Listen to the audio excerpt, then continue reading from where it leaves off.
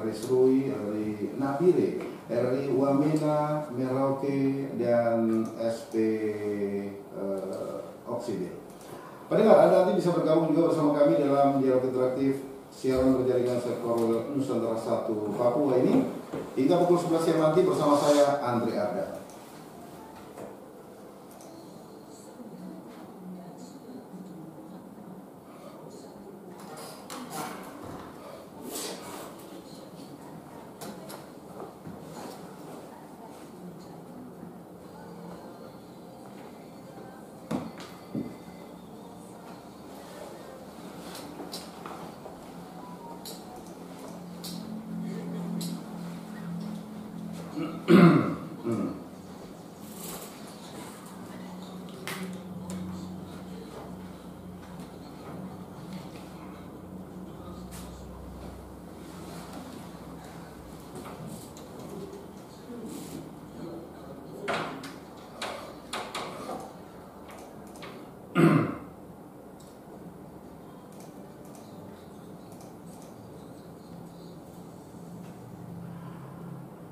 Iya pendengar, seperti yang tadi sudah saya sampaikan ke ruang dengar Anda. Pagi ini kami akan hadir dengan dialog interaktif, sebuah siaran berjaringan Sekorwil Nusantara 1 Papua. Pendengar, di kesempatan pagi ini hingga siang nanti pukul 11, kami akan hadir dengan topik mendorong perlindungan ODA, orang dengan HIV/AIDS di tanah Papua. Telah hadir bersama saya pendengar ada dua narasumber, ya. Sejatinya 3, yang satu masih dalam perjalanan. Yang pertama kita sapa dulu Ketua Divisi Advokasi dan Hukum KPAD Provinsi Papua, Bapak John NR Gobay. Selamat siang. Selamat siang. Ya, terima kasih sudah hadir ya. Selamat siang juga pendengar di mana saja. Oke. Dan yang kedua ini anggota Divisi Advokasi dan Hukum Panji Agung. Ini lebih pada sosialisasi dan edukasi ya. Selamat pagi dan siang. Selamat siang RRI dan juga seluruh warga masyarakat Papua di mana saja berada. Salam sejahtera. Oke, terima kasih. Dan yang baru saja hadir ini ya, ini yang paling cantik di antara kita saat ini ya, anggota Divisi Advokasi dan Hukum Ibu Yustina Haluk SH. Ini lebih pada pendampingan hukum nanti ya kepada ODA itu sendiri. Selamat pagi dan siang. Selamat pagi menjelang siang. Iya, terima kasih sudah hadir ya. Nanti kita akan ngobrol mendengar lebih jauh terkait dengan topik kita ini, yaitu perlindungan orang dengan HIV di tanah Papua. Sejauh ini seperti apa ya sejauh ini pelaksanaannya terkait dengan regulasi-regulasinya, kemudian tentu saja dari sisi advokasi dan hukumnya seperti apa, undang-undangnya seperti apa, tapi pelaksanaan lapangan seperti apa. Nanti ada juga kami undang bergabung bersama kami mendengar dalam dialog ini yang disiarkan juga oleh satker lainnya seperti RRI Wamena, Biak, Serui, kemudian juga Bovendigul, Merauke, dan juga SP Oksibil. Iya pendengar, Anda nanti kami undang bergabung di dua line telepon sekaligus seperti biasa di 0967536386 atau di 082199112543. Pendengar, kita tahu ya bahwa dalam 2 tahun terakhir ini kita mungkin jarang ya memperbincangkan terkait dengan penyakit HIV/AIDS, salah satu penyakit yang sudah sangat mematikan karena adanya pandemi COVID-19. Orang sepertinya lupa bahwa ada penyakit lain selain COVID yang menjadi pandemi selama 2 tahun terakhir ini. Orang lupa bahwa di sekeliling kita ini ada orang yang hidup ya dengan HIV/AIDS, ODA, yang karena ketidakberuntungannya ya akhirnya mendapatkan tertular virus tersebut. Ya, dengan hal tersebut ya seperti kita ketahui per 1 Desember 2021 lalu Ketua KPAD Provinsi Papua Dr. Anton Mote menyatakan bahwa penyakit ini ya atau kasus HIV di tanah Papua ini jumlahnya secara total 46.000 lebih ya seperti itu. Nah, dengan adanya pandemi COVID-19 sepertinya orang lupa bahwa HIV itu sebenarnya masih ada gitu ya. Dan orang juga sebenarnya melupakan ya terkait dengan orang yang hidup dengan HIV/AIDS ini seperti apa, mereka sebenarnya juga malas tahu ya. Karena memang sepertinya kita lebih sibuk dengan COVID-19 yang memang selama 2 tahun ini begitu menjadi momok menghantui dalam segala aktivitas manusia. Oke, terkait dengan hal itu, tentu saja kita akan memperbincangkan bagaimana juga terkait dengan regulasi-regulasi yang ada, bagaimana mendorong perlindungan secara hukum kepada orang-orang yang hidup dengan HIV/AIDS di tanah Papua ini. Mungkin yang pertama kita langsung ke Pak John Enargobay dulu ya, yang tentu saja lebih kepada regulasi hukum, bagaimana perlindungan hukum terhadap orang dengan HIV/AIDS di tanah Papua ini. Sejauh ini adakah regulasi hukum yang memberikan perlindungan kepada ODA di tanah Papua, Pak John? Oh, terima kasih, Pak Agus ya, Pak Andre ya, dari Jayapura yang telah memberikan kesempatan kepada Divisi Hukum dan Advokasi KPA Provinsi Papua untuk sekaligus dapat melakukan sosialisasi dan mengajak semua orang di tanah Papua untuk memberikan perlindungan ya, ODA. Berbicara tentang regulasi, sesungguhnya Provinsi Papua telah memiliki Perda nomor 8 tahun 2000, Perdasi nomor 8 tahun 2010 tentang pencegahan dan penanggulangan HIV dan AIDS. Dan Perdas tersebut setelah dirubah lagi, yang terbaru yaitu Peraturan Daerah Provinsi nomor 10 tahun 2021 tentang perubahan atas Perdasi nomor 8 tahun 2010 tentang pencegahan dan penanggulangan HIV dan AIDS. Nah, tentunya dengan adanya regulasi ini memerintahkan kepada semua stakeholder ya, baik pemerintah provinsi maupun kabupaten kota untuk dapat melakukan tindakan-tindakan pencegahan dan penanggulangan HIV dan AIDS di provinsi Papua. Nah, sepakat tadi yang disampaikan oleh Bung Andre bahwa seakan-akan COVID-19 itu menenggelamkan, betul, ya, penyakit HIV ini. HIV. Saya tadi pagi sebelum datang ada seorang perawat di Nagiri menyampaikan yang sama seperti disampaikan oleh Bung Andre tadi. Untuk itu melalui kesempatan ini kami ingin mengajak pada semua stakeholder, pemerintah provinsi, pemerintah kabupaten, kota, untuk di provinsi KPAD provinsi sudah jalan. Kami harapkan KPAD di kabupaten kota juga dapat diefektifkan kembali, khususnya lebih fokus ya ke daerah-daerah yang misalnya bahan bakar untuk terjangkitnya HIV ini sangat ya. Bahan bakar ini kan banyak, banyak ya, dalam identifikasi, dan itu ada di beberapa daerah. Untuk itu kami sangat berharap pemerintah kabupaten untuk mengaktifkan peran KPAD dan juga memberikan dukungan kepada klinik-klinik milik gereja ataupun lembaga agama yang lain yang juga melakukan tindakan-tindakan pencegahan pengobatan HIV/AIDS Provinsi Papua. ODA ini sesungguhnya termakan oleh mereka menjadi korban ya, dari sebuah mitos yang salah terhadap HIV/AIDS. Kurangnya pengetahuan dari masyarakat terkait dengan HIV dan AIDS, sehingga mereka ini menjadi korban adanya stigma, adanya diskriminasi. Nah, melalui kesempatan ini kami ke depan akan terus mengumandangkan, menyampaikan bahwa perlunya perlindungan hukum yang adil bagi ODA, karena ODA tidak boleh didiskriminasi. dia juga tidak boleh mendapatkan stigma dari siapa saja untuk harus dijauhi atau dibedakan.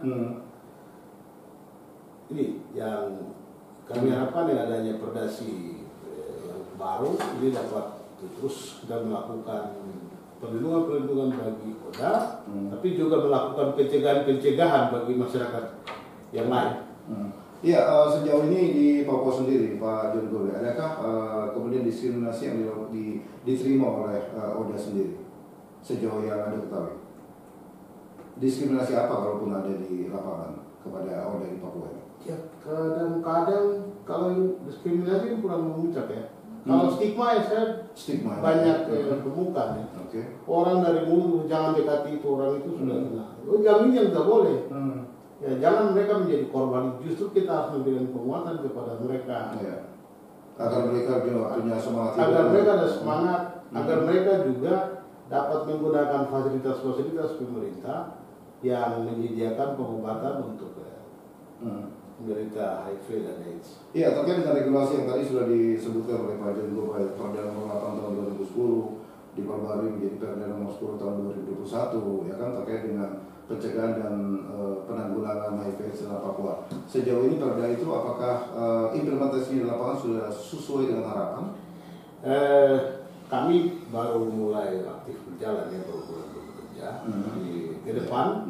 Nanti kita akan berkoordinasi dengan Biro Hukum Serta Provinsi Papua untuk kami minta draftnya agar melalui Divisi Hukum dan Advokasi KPA Provinsi ini kita juga melakukan sosialisasi dan pemahaman kepada stakeholder. Yang pasti kita juga akan datang ke Pro1 RRI Jayapura untuk melakukan sosialisasi draft tersebut. Ya. Ini baru berapa bulan ini Pak John aktif sebagai anggota KPA Provinsi Papua? Belum sampai setahun ini. Belum sampai setahun ya? Tapi kita sudah mulai. Jadi ada Panji sudah mulai membuat YouTube untuk sosialisasi dan edukasi ya. Terkait dengan masa kerja mungkin masih baru, tapi tentu saja ada hal yang memang harus kita perjuangkan ya untuk bisa melindungi orang dengan HIV/AIDS ada di tanah Papua. Kalau Ibu Justina Haluk sendiri sebagai anggota yang fokus kepada pendampingan hukum kepada Oda sendiri, sejauh ini pengalaman Ibu seperti apa? Baik, terima kasih. Boleh lebih dekat sama Ibu. Ya. Terima kasih Bang Andre, juga pendengar Pro1 RRI. Dari segi pendampingan, sebagaimana yang tadi disampaikan oleh Abang John Gobe, bahwa kami memang baru ya dari kepengurusan yang lama. Saya juga jadi anggota KPA, cuman karena tidak berjalan efektif sehingga pendampingan juga tidak jalan. Ada yang di tahun ini juga sama. Tapi sebelum ini selain di KPA, saya juga bekerja di Lembaga Bantuan Hukum atau LBH Papua. Jadi dari segi pendampingan hukum itu ada sekitar 2 orang sejauh yang selama saya ada di. Apa sih yang mereka keluhkan kepada Ibu Justina? Jadi kami lebih ke litigasinya. Ketika Oda berhadapan dengan hukum, kami mendampingi, memberi bantuan hukum cuma-cuma, mendampingi dia, mengadvokasi dia di pengadilan, mulai dari tahapan di penyidikan di kepolisian sampai dengan pengadilan. Dalam menghadapi proses litigasi hukum itu yang tadi Ibu sebutkan, Ibu Justina, adakah tadi stigma-stigma yang tadi sempat disampaikan juga seperti yang Pak John Gobe sampaikan, adakah seperti itu selama perjalanan proses hukum tersebut? Kalau stigma saya tidak begitu lihat secara jelas, tapi saya lebih memikirkan ke arah hak-haknya dia terdakwa ini sebagai Oda, di mana ada satu klien kami yang memang Oda, dia tersandung dengan kasus narkotika. Dia selain pengguna, tapi dia terbukti menjual, mengedarkan. Lalu kemudian dia divonis 12 tahun karena residivis, dia mengulangi lagi perbuatannya, pernah dihukum tapi dia mengulangi lagi.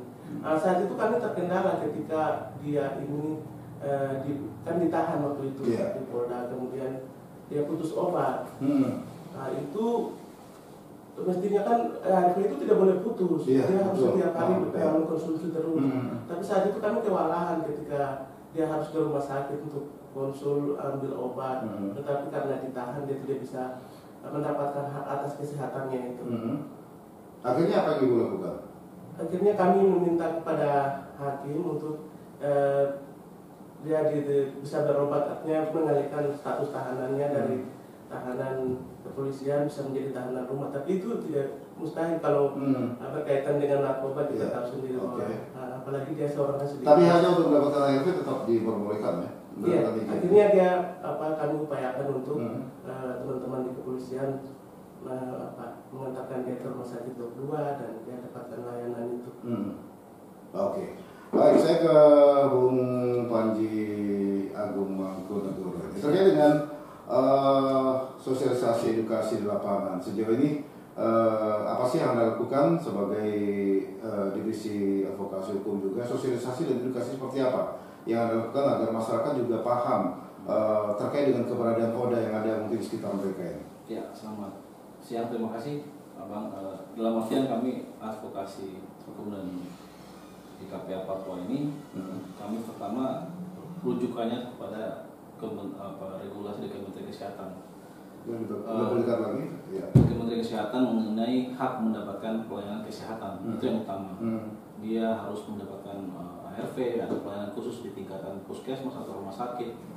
Jadi kami ingin sekali mengetahui banyak masalah, banyak menampung informasi. Karena kami masih baru, kami membuka ruang untuk informasi masuk ke kami agar kami bisa menganalisa permasalahan, sehingga divisi advokasi ini bisa memberikan rekomendasi kepada bupati di kabupaten kota. Mungkin yang akan kami lakukan. Sampai hari ini mungkin yang kami lakukan, saya secara teknis anggota dari Bu Ketua saya Pak John Borbay, kami sudah membuat film durasi pendek yang akan berlanjut. Yang film pertama adalah Mengejar Harapan, film kedua Mengejar Cinta, dan Mengejar Hati, Mengejar Jati Diri. Ini berseri ya? Berseri. Jadi karena jangkauan kami luas, satu Papua di provinsi, akhirnya kami harus membuat strategi untuk mensosialisasikan. Mari kita suarakan lagi bahwa HIV masih ada, dan ARV adalah obatnya HIV. Dari film-film itu kami fokus pada diskriminasi ODA. Mungkin kami analisa kasus yang terjadi di masyarakat, kemudian kami filmkan, jangan seperti itu gitu ya, Pak Justina. Lalu kebetulan Kakak John Borbay adalah produser film tersebut. Oh, luar biasa ya. Saya bagian kameramen aja dan script writer. Selain itu ada banyak hal kendala yang kami hadapi karena kami harus mengejar waktu. Ketertinggalan beberapa tahun ini yang kita disibukkan dengan COVID, kemudian kami harus cepat menyuarakan kembali dari divisi advokasi itu bahwa mengadvokasi masalah itu sangat besar, banyak detailnya. Tantangannya seperti apa di lapangan? Ya, tantangannya bahkan mungkin mereka menganggap saya ODA gitu, bicara HIV/AIDS. Ada yang tidak, saya hanya peduli. Jadi kepedulian ini harus kita tingkatkan. Pasti orang akan menjaga jarak dulu untuk tahu. Agung ini pada sudah saya curiga itu, orang jaga jarak pasti ya. Curiga gitu. Cuman saya membuka diri bahwa saya ini KPA yang tanggung jawab. Jadi kayak contoh saya kemana-mana, ya dari diri kita sendiri, mari kita suarakan kembali. Apalagi ODA ini, menurut saya mereka punya masalah tuh banyak. Mulai dari tekanan seperti film yang saya bikin ya, tekanan keluarga, kebutuhan ekonomi, kemudian aktivitas yang biasa, contoh di film itu dia ngeband, kemudian dia menghindar karena dia ODA, kemudian mamanya sakit, dia harus cari kerja. Jadi memang secara psikologis itu harus kita bantu, mental. Biasanya seperti ini kok dia nggak bisa lagi karena mungkin merasa minder kan, kadang kita bukan ODA aja dibicarakan orang sudah sakit hati, apalagi ada sesuatu dalam tubuh kita karena resiko hidup yang kita jalani. Jadi saya mengajak kepada saudara pemuda di Papua, mari kita rangkul mereka karena mereka punya hak yang sama, hidup yang sama, mendapatkan pelayanan kesehatan yang sama, mendapatkan beras juga yang sama, bantuan sosial di RT kita. Karena kan Kementerian Sosial juga keluarkan, ada masing-masing kementerian sudah ada undang-undangnya. Nanti kita bisa kupas juga, kita bisa lihat di internet, kita baca lagi. Regulasi negara tuh nggak bodoh untuk melihat masyarakatnya, konflik di masyarakat pasti ada regulasinya. Nah, contoh kayak mungkin hak mendapatkan BLT, hak mendapatkan pelayanan tingkatan terkecil di lingkungan kita. RT-nya bisa merangkul dia, Karena kehidupan Oda itu kan dilihat dari kehidupan sehari-hari, mulai dari rumahnya, mulai dari sekelilingnya, mulai lingkungan dari terkecilnya kalau harus penduduk ya, dukungan seperti apa yang mereka dapatkan? Iya, Oke. karena di situ kalau dia sudah tidak ditekan, secara mental dia bisa free, bisa energik. Tapi kalau ditekan, didiskriminasi, dia down. Nah, jadi saya kira kita butuh banyak konseling, butuh banyak relawan, butuh banyak pemerhati. Kita suarakan lagi. Dengan cara itu kita bisa menyentuh mereka. Dengan jumlah 4.000 sekian dibagi berapa kabupaten. Sekarang kalau misalnya KPA Papua bergerak, kami harap sekali KPA Kabupaten Kota, mari kita bergerak. Karena KPA itu harus ada. Dia menjadi satu rumah komunikasi bersama Oda dan militansinya orang-orang yang peduli. Mereka bergerak, dinas kesehatan bergerak, dan juga semua kebijakan bergerak. Gitu. Mas Agung, ini terkait dengan lama banyak turun di lapangan ya selama ini, tentu saja banyak tahu bagaimana pengetahuan yang dimiliki oleh masyarakat terkait dengan HIV/AIDS sendiri. Ya, mereka sejauh ini seperti apa sih pemahaman mereka terkait HIV/AIDS? Kalau orang sekarang ini lebih paham tentu corona ini. Iya. Jadi mungkin sempat kemarin mungkin ada yang sadar dari tidurnya. Sempat saya buka di salah satu kabupaten. Yuk kita suarakan lagi tentang HIV/AIDS. Oh iya, sudah lama nggak ada penyuluhannya. Jadi kayak sadar ternyata sudah lama nggak ada ini, sudah lama nggak ada itu. Berarti kan kita selama ini tertidur, Bang. Nah, membangunkan sistem suara dan lain-lain itu butuh banyak kerjasama. Kita bisa dikatakannya kita nggak mulai dari nol, tapi kita mulai bergerak lagi. Mungkin itu yang bisa saya sampaikan. Hanya himbauan harapan ketika nantinya kami dan Kajian Global, teman-teman advokasi turun ke daerah, mohon bisa sambut kami. Kita akan ketemu dengan bupati dan bupati wali kota untuk bisa yuk KPA Kabupaten kita bangkit bersama. Ya, terkait dengan masih banyaknya stigma di masyarakat ini ya, tadi Pak John Gopai menyatakan stigma di masyarakat ini kadang-kadang juga termasuk salah satu diskriminasi ya, kalau kita bisa katakan begitu. Karena stigma di masyarakat terkait dengan edukasi, informasi yang mereka peroleh yang mungkin masih minim ya, sehingga mereka masih takut untuk berdekatan dengan orang yang hidup dengan HIV/AIDS ini. Sosialisasi, bagaimana kemudian kita meyakinkan kembali masyarakat agar sosialisasi ini betul-betul mengena dan mereka bisa menerima keberadaan Oda. Bahkan bukannya masyarakat, keluarga sendiri kadang-kadang tidak mau menerima anggota keluarganya yang Oda ini, Pak John. Ya. Memang umumnya ya, di KPAD itu kan KPA pusat maupun KPAD itu rumusnya kan komunikasi, informasi dan edukasi. Ya, mungkin juga yang perlu juga itu kan soal penyadaran. Orang menyadari bahwa Oda ini memiliki hak asasi yang harus juga dihargai. Yang kedua, dari pihak KPA tentu tidak bisa bekerja sendiri. Keterlibatan stakeholder, misalnya dari gereja, dari tokoh-tokoh adat, juga untuk memberikan pemahaman-pemahaman kepada masyarakat umum agar stigma kepada Oda ini bisa diminimalkan. Yang kedua, orang tidak melihat Oda ini sesuatu yang harus dihindari. Jadi bahwa kita merangkul mereka, memberikan penguatan mereka hidup normal sebagaimana manusia, sebagaimana yang lain, diperlakukan sama dengan yang lain. Ya tentu cara-cara menghindarinya, mencegahnya juga perlu terus diberikan edukasi, diberikan penyadaran, diberikan pemahaman agar kita dapat menghindari. Jadi stigma ini hanya dapat kita lawan dengan adanya, kalau di umum itu kan komunikasi, informasi dan edukasi. Juga soal penyadaran, orang menyadari bahwa kita sama-sama manusia.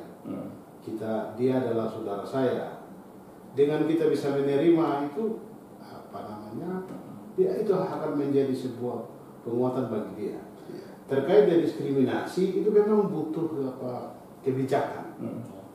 Kebijakan tadi salah satunya Panji sudah sebutkan. Tentu kalau kita bicara soal diskriminasi, tentu dia akan terkait dengan hak asasi manusia. Iya, betul. Kalau sudah bicara hak asasi manusia, berarti hak asasi manusia di mana saja, di tempat kerja, di rumah sakit, di rumah, di apa, di mana aja dia. Iya, oke. Dia tidak boleh ada perbedaan dalam mereka. Dari lahir sampai dia meninggal ya, itu melekat. Itu melekat bagi dia.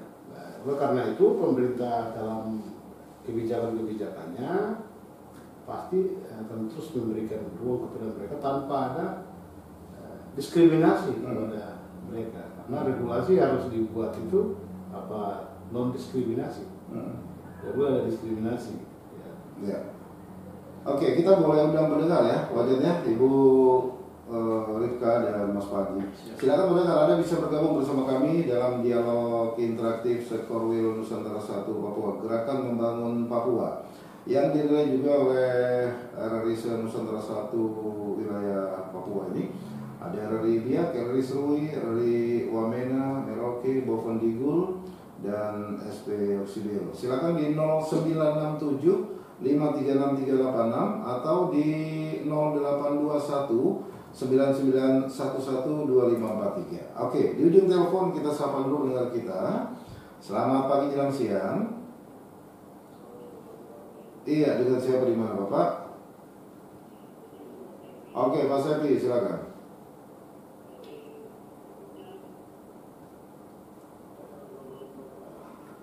Iya, itu nama dialognya Bapak ya. Topik kita adalah bagaimana kita bisa mendorong perlindungan orang dengan HIV di tanah Papua.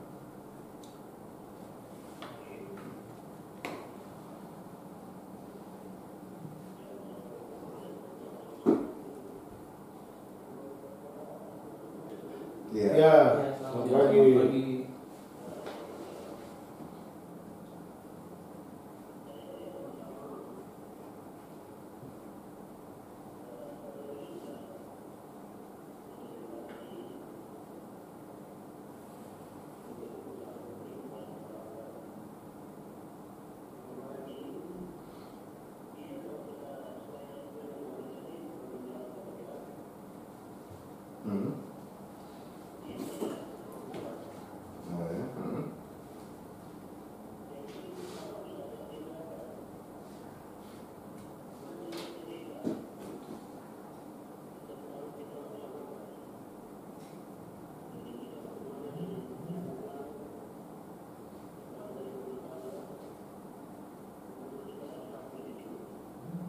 Ya.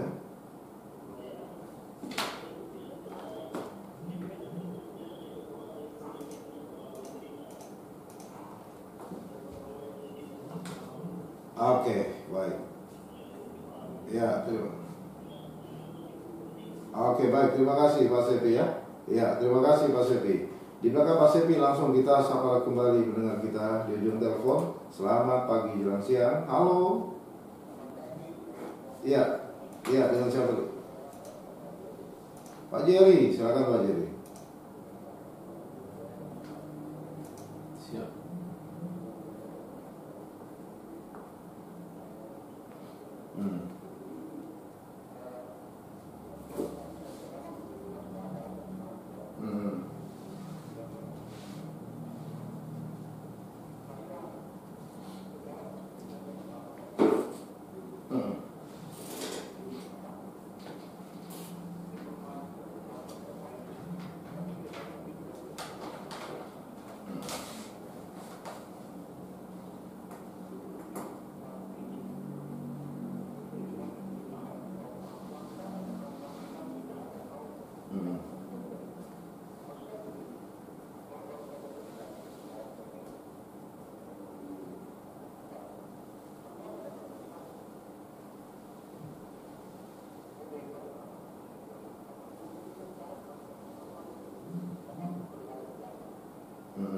Betul, betul.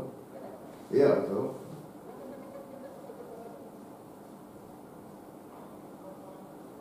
Iya.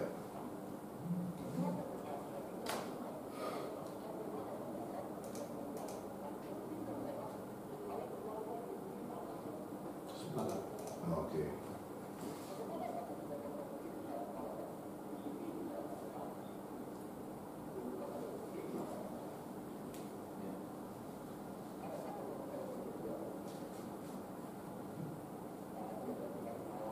Hmm.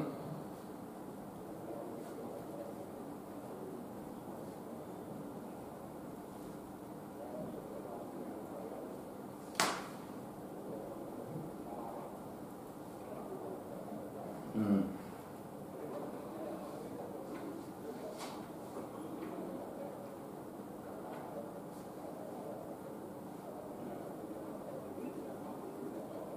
Hmm.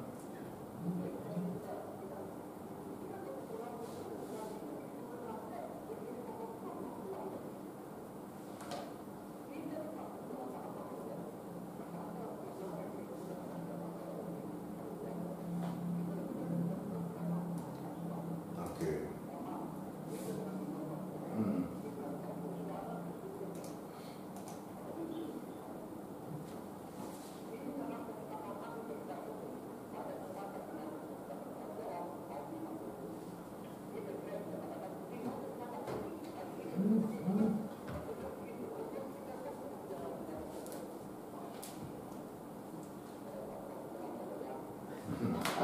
Oke.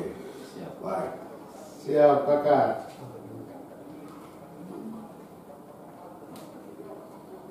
Amin. Nah, oke.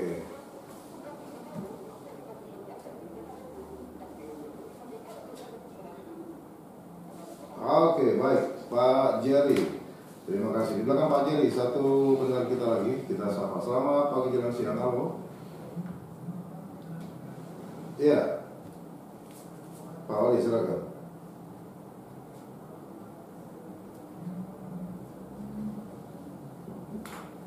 Kakak boy.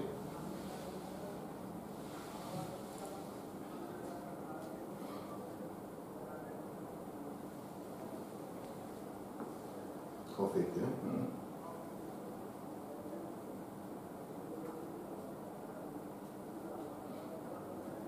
Ya.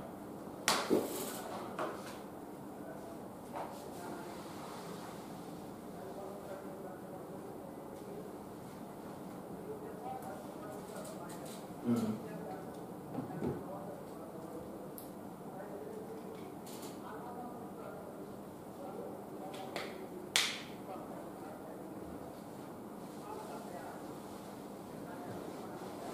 Oke.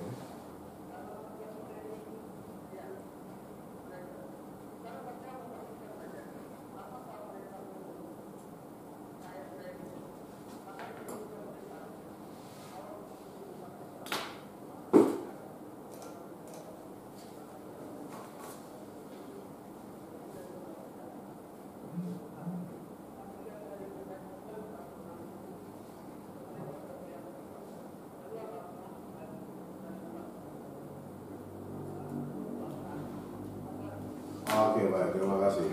Pendengar nantinya bisa bergabung lagi bersama kami setelah kita minta responnya dari narasumber kita. Boleh, Pak, siapa yang jawab? Ibu Yustina, silakan. Baik, terima kasih para pendengar Persatu RRI dimanapun berada. Jadi sebelumnya saya sampaikan dulu bahwa nama saya Yustina Halut, bukan Ripka Halut. Ya. Saya terlalu akrab dengan Ibu Rita. Ibu Yustina, silakan. Ya. Jadi pertanyaan dari Pak Sepi ya, Pak Sepi itu HIV menyerang perempuan. Jadi sebenarnya tidak, HIV ini dia tidak memandang entah laki-laki atau perempuan, dia tidak memandang jenis kelamin, suku, ras, dia tidak memandang itu. Jadi kenapa lebih banyak perempuan yang terinfeksi? Itu karena perempuan yang lebih banyak punya kesadaran untuk datang ke layanan untuk memeriksakan diri, sehingga dari data itu banyak perempuan yang HIV positif itu karena perempuan yang datang. Sementara ketika laki-laki disampaikan informasi, edukasi untuk bagaimana pentingnya memeriksakan diri sebelum memeriksakan diri melalui VCT untuk mengetahui status HIV, itu agak sulit. Artinya perempuan lebih terbuka ya? Perempuan lebih terbuka dan lebih ingin mengetahui status HIV-nya. Makanya kenapa data ODA itu perempuan lebih banyak, itu karena itu perempuan punya kesadaran, mereka mau memeriksakan diri. HIV. Sebenarnya kami perempuan itu lebih banyak korban, seperti yang tadi Bapak Sepi bilang. Tapi karena laki-laki kan tidak mau memeriksakan diri, jadi kan orang bisa tahu seseorang itu HIV positif atau tidak itu hanya lewat VCT. Ya, contoh seorang istri tidak mungkin dia terkena HIV/AIDS kalau sementara dia di rumah saja istilahnya ya. Kalau bukan dari suaminya begitu ya.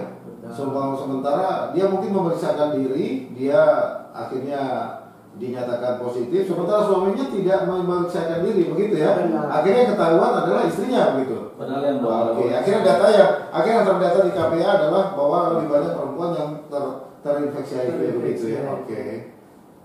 Itu terus selain itu soal regulasi tadi saya pikir sudah dijelaskan oleh abang kami Pak John. Terus korban HIV kenapa anak muda ini lebih banyak anak muda?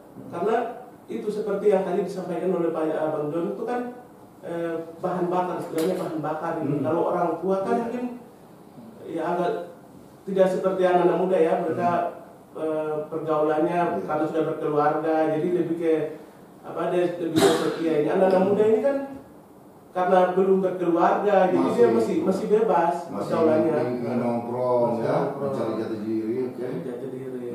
Terus selain itu bahan bakar seperti yang tadi bilang bahan bakar, toko minuman keras di Jayapura ini sekalipun sudah ada perdasi atau perdasi, tapi ada batasan jam 12 itu harus tutup.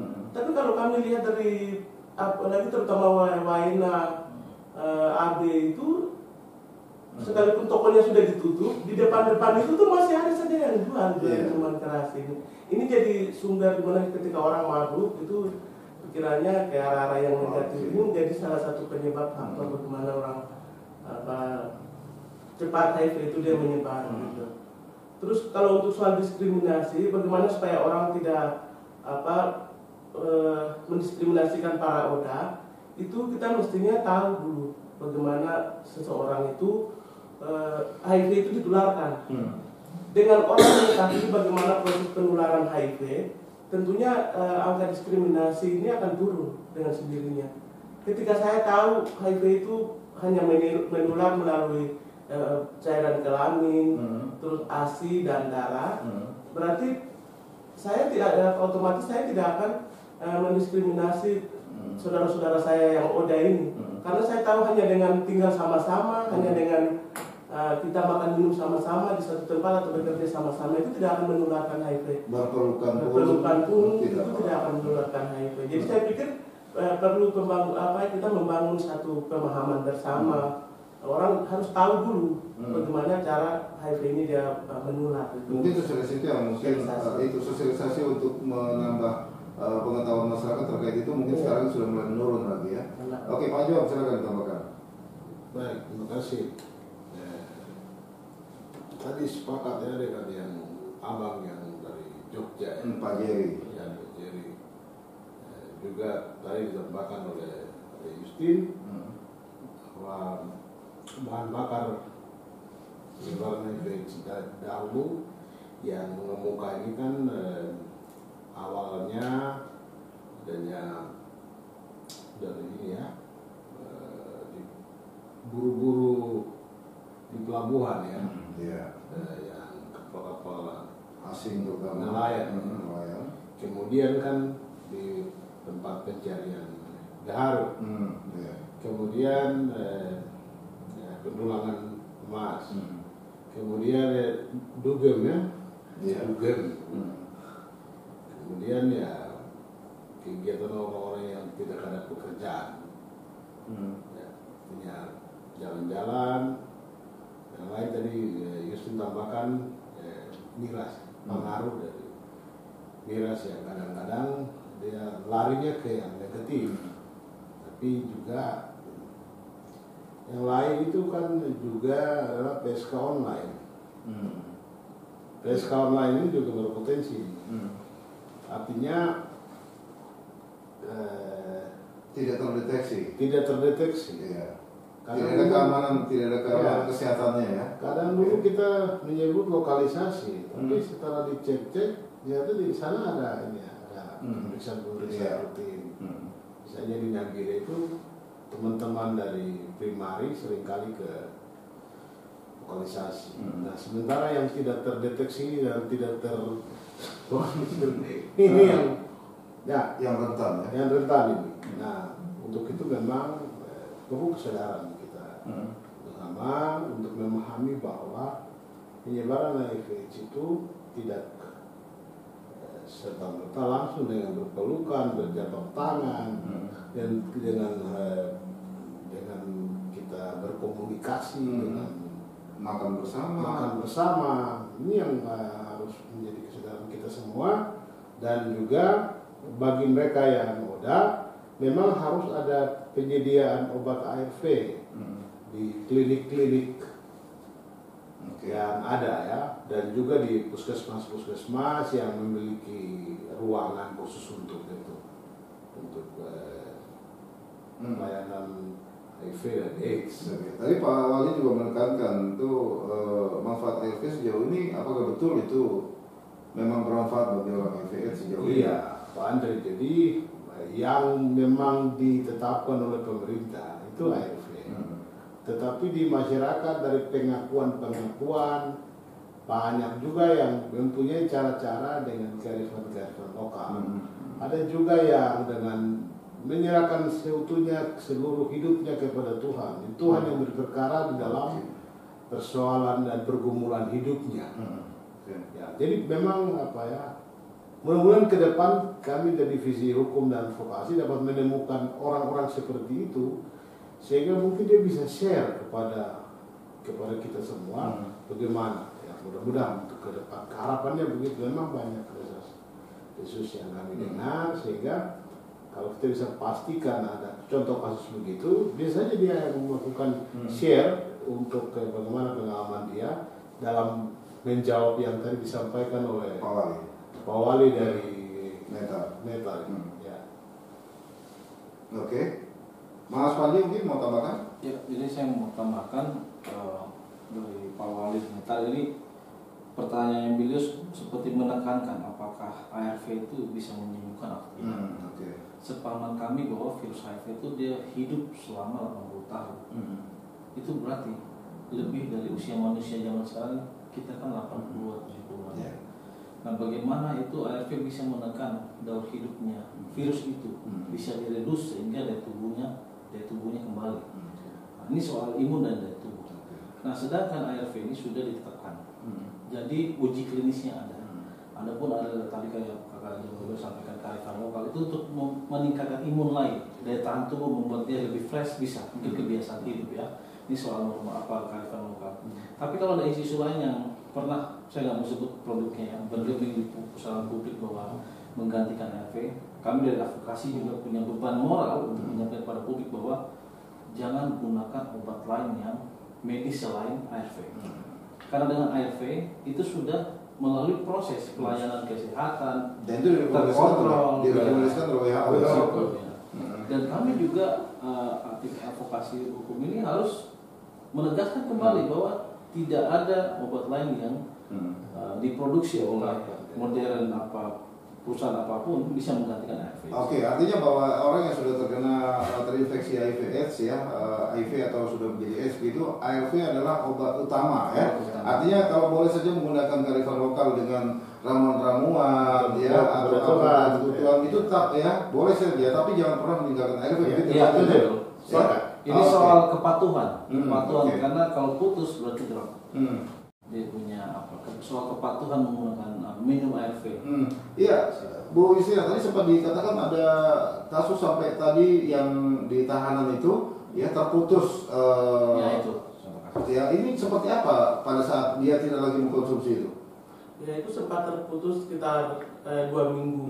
Dan kondisinya seperti apa? Drop? Ya drop, tapi tidak sampai parah. Akhirnya ketika dia kembali lagi mendapatkan mengkonsumsi itu ARV, dia sehat. Oke. Jadi memang itu mempengaruhi ya daya tahan khususnya daya tahan tubuhnya dia ya. Oke pendengar, kita sudah ada kembali untuk bergabung bersama kami. Silakan Anda bisa telepon di 0821 9911 2543 atau di 0967 536 386. Di ujung telepon. Selamat pagi jelang siang. Halo. Iya, Pak Boni silakan. Ya singkat Bapak ya.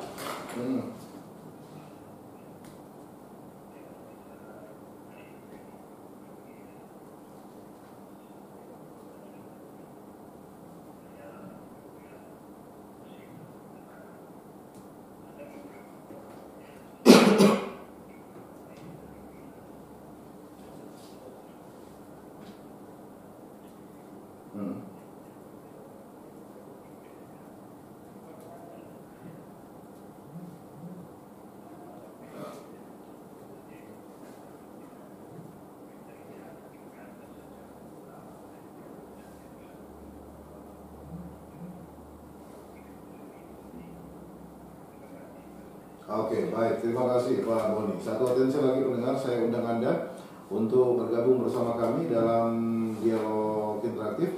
Topik kita pendengar adalah mendorong perlindungan orang dengan HIV SODA di Tanah Papua.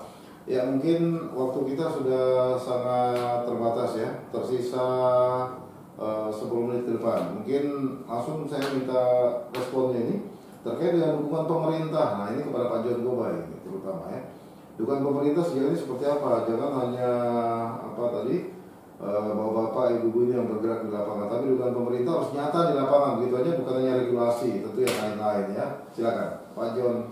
Ya, tentu dukungan pemerintah itu harus didasari oleh regulasi.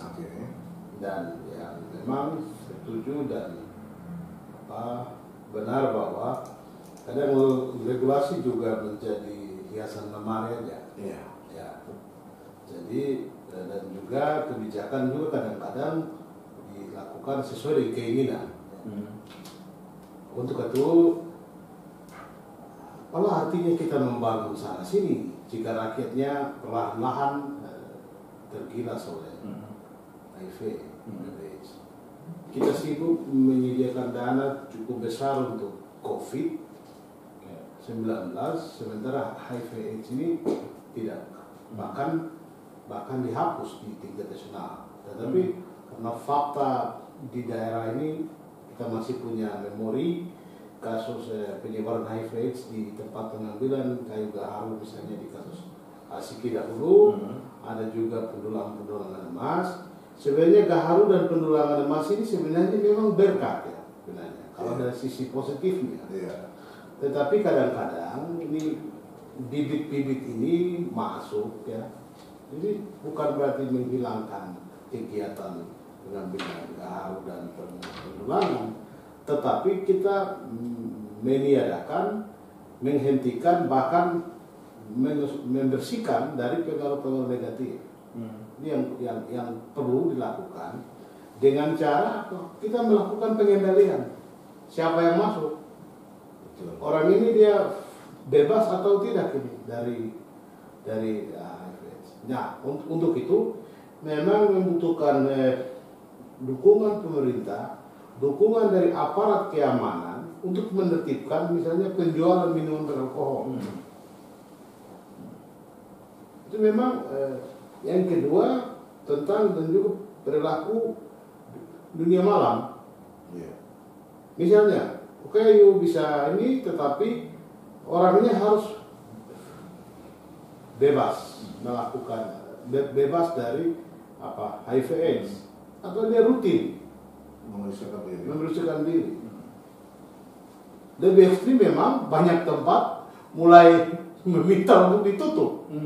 Ya. Nah, itu tentu perlu. Tetapi yang paling penting hari ini adalah penyediaan ARV dan memberikan penyadaran kepada masyarakat untuk tidak memberikan stigma atau diskriminasi kepada ODA. Ini yang paling penting, dan juga melalui APBD baik di provinsi untuk penyediaan ARV, penguatan terhadap kapasitas dari KPA yang ada. Karena kalau dinas itu kan mengurus banyak urusan. Kalau KPA fokus. Karena itu memang dukungan untuk KPA dan juga klinik-klinik yang juga mempunyai mengurus fokus kepada HIV dan AIDS, ini perlu dilakukan. Misalnya dengan penyediaan ARV, tapi juga dengan penyediaan dana, agar mereka juga ikut memberikan penyadaran kepada masyarakat. Terima kasih. Ya, Bung Panji mungkin ya, Ya, bisa saya ditambahkan. tambahkan tadi Pak Boni, terima kasih Pak Boni untuk masukannya mengenai keterlibatan atau mungkin pengaruh-pengaruh bahan bakar kayak miras, PSK, lokalisasi yang tidak teridentifikasi. Kemudian keterlibatan LSM, saya lebih suka soal keterlibatan LSM. Jadi karena kami baru terbentuk November, di hari ini saat ini juga kami ingin sekali teman-teman LSM yang tingkat provinsi main-mainlah kantor kami untuk membuka diskusi. Karena pandemi COVID 2 tahun ini sudah menutup ruang kita untuk diskusi. Jadi saya yakin masih ada beberapa LSM yang masih aktif sampai hari ini, sampai daerah, bahkan lebih tahu banyak hal. Nah kami kan ingin berdiskusi Bang. Jadi mohon kiranya bisa gitu Pak Kajon ya, diskusi dengan kami, kita mencari informasi. Mungkin ada tren-tren baru soal ya tadi kayak lokalisasi online, bagaimana cara mengidentifikasi, karena modusnya sudah berubah Bang. Lokalisasi itu harus tetap ada sehingga bisa dikontrol. Semua ini bisa mengevaluasi, mengontrol, mendistribusikan kondom Daripada online. Karena online ini nggak mau buka diri. Bahwa saya PSK, tapi di online ada namanya. Nah, seperti itu kasus nih. Nah, apalagi minta maaf, kita lihat sejarah Pak Joni, sejarah Sentanikir yang sudah dibubarkan. Nah, saya melihat satu wacana buruk ke depan karena ada perpindahan penduduk dari kota besar di Jawa ke Papua yang mungkin dulu adalah PSK dipulangkan, dia balik statusnya beda, pengunjung atau trans atau mungkin hanya jalan-jalan. Nah ini kan kita lebih susah mengidentifikasi resikonya ini yang harus diukur. Ketika nilainya bertambah, pasti kan modusnya juga ada, tren-trennya baru. Dulu jualan offline di sebelah kiri ya, dia sekarang balik lagi dia jualan secara online. Jadi jualnya COD ya kan? Nah itu ya jujur aja mungkin micet lah gitu. Pakai tua ya micet ya. Oke, terkait dengan ini sosialisasi ya, artinya begini. Pemahaman masyarakat itu akan seiring dengan sosialisasi yang selalu gencar disampaikan oleh pemerintah, oleh LSM, oleh siapa saya seluruh stakeholder ya, untuk mensosialisasikan HIV/AIDS dan juga bagaimana kita selalu memberikan perlindungan, memberikan hak-hak kepada ODA ini. Nah ini perlu diperlukan seperti orang juga akhirnya paham bagaimana apa itu COVID-19 yang dimana 2 tahun gencar ya diberikan sosialisasi. Haruskah seperti itu Pak John dan juga Mas Panji? Sehingga orang betul-betul paham terkait dengan HIV dan juga ODA yang ada di sekitar mereka. Harus. Saya kira memang demikian ya. Misalnya kita mau naik pesawat, kita harus cari konter-konter itu klinik kesehatan untuk tes COVID. Wajib. Kalau tidak, Anda tidak bisa naik pesawat. Anda harus bebas dari COVID. Kalau tidak bisa mengikuti rapat dengan pejabat misalnya. Nah ini kan, lalu mengapa kita tidak melakukan hal yang sama untuk HIV dan AIDS? Untuk itu saya kira memang pemerintah harus bisa memberikan sebuah perda ada, permen ada, hanya sebuah kewajiban itu menjadi sebuah keharusan. Nah, ini yang belum ada. Karena itu memang harus dilakukan untuk menyelamatkan orang asli Papua dan semua yang ada di Papua ini dari HIV dan AIDS. Karena ini fenomena gunung es, dia baru muncul aja di permukaan, kita tidak tahu di bawah pergerakannya. Apalagi yang tadi itu yang online. Sekarang dari seluruh penderita HIV/AIDS di tanah Papua berapa persen jumlah orang asli Papua ini? Ada datanya kan? Total kan 47.462 ya data Depkes. Nah ini ya memang untuk membedakan ini agak susah. Pertama itu kan juga karena basis data kita ini kan masih campur. Ya mudah-mudahan dengan adanya PP 106 2021 yang ini memang diamanatkan untuk adanya sistem informasi administrasi kependudukan yang Suara Lasti Papua. Harapannya dengan demikian kita punya data yang bisa membedakan dalam setiap kasus, misalnya dalam kasus COVID berapa Suara Lasti Papua. berapa Kita bisa kasus membedakan. HIV, kita bisa membedakan. Baik, waktu kita sampai di penghujung kebersamaan kita dalam dialog interaktif Korum Saudara Satu Gerakan Membangun Papua dengan tema kita mendengar yaitu mendorong perlindungan ODA di Tanah Papua. Kita akan minta closing statement ini ya. Yang pertama dari Ibu Justina Luk, silakan terkait dengan apa yang kita perbincangkan di kesempatan siang ini. Baik, terima kasih para pendengar yang saya hormati dimanapun berada. Saya Justina Haluk, dalam kesempatan penutup ini saya ingin menyampaikan bahwa pentingnya setiap orang kita wajib untuk memeriksakan diri mumpung masih sehat. Dengan demikian kita mengetahui status HIV kita itu penting. Jadi jangan malu-malu, jangan takut, jangan sungkan untuk datang ke layanan memeriksakan diri HIV. Jika sudah terinfeksi HIV, jangan juga takut karena masih ada HIV. Untuk yang sudah positif, untuk tetap dipertahankan, tetap datang ke layanan dan mengambil HIV. Oke, Mas Panji. Ya. Terima kasih ya Pak Jero Monogoro. Saya mengimbau pada seluruh masyarakat di Papua, pemuda dan teman-teman saudara semua, jangan jauhi ODA. Kita sayang mereka. Mereka memiliki hak yang sama seperti kita. Hidup bersama, bergandengan tangan. Dengan cara itu kita bisa mengetahui banyak hal. Kemudian jangan lupa bahwa ARV adalah obatnya HIV/AIDS. Yang terakhir, jangan pernah kita diam untuk HIV/AIDS. Ayo kita bersuara. Mungkin itu aja Bang. Oke, terakhir Pak Gobay. Dalam rangka pelindungan ODA, kami berharap tidak ada stigma kepada ODA dari kita semua. Kita harus menghormati mereka, menyayangi mereka seperti kita menyayangi saudara-saudara kita yang lain.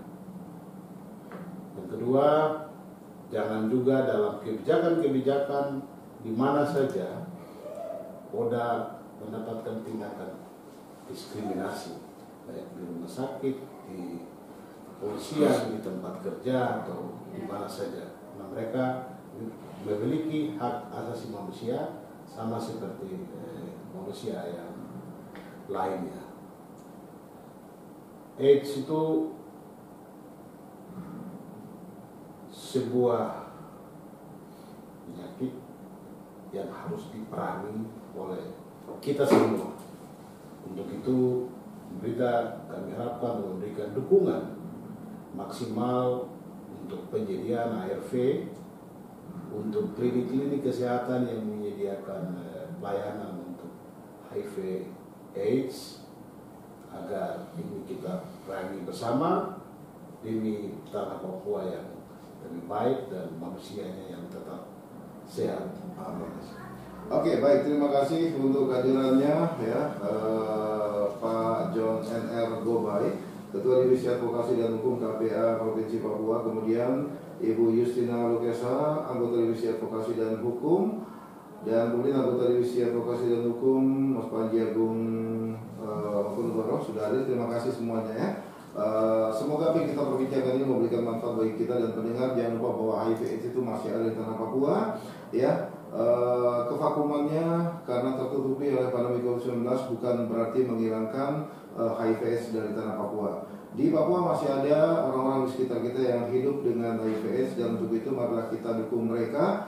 Jangan jauhi mereka dengan pikiran-pikiran negatif, dan juga tentu kita harus tetap memberikan dukungan karena mereka adalah manusia yang memiliki hak asasi juga untuk disayangi, untuk diberikan motivasi semangat agar tetap hidup. Dan yang pastinya jangan lupa untuk tetap menjaga kesehatan agar kita juga terhindar dari bukan hanya COVID-19, tapi juga perilaku kita agar kita terhindar dari penyakit HIV/AIDS yang fenomena gunung esnya masih begitu jelas nampak ya di atas saja, tapi di bawah permukaan tentu saja masih sangat luar biasa penyakit ini ya. Untuk itu marilah kita menjaga perilaku kita dekatkan diri kepada Tuhan Yang Maha Kuasa. Dan sekali lagi, marilah kita tetap sama-sama menghindari rel kita untuk tidak turut serta menyebarkan HIV di tanah Papua, agar kita orang Papua tetap eksis dan bisa membangun tanah Papua.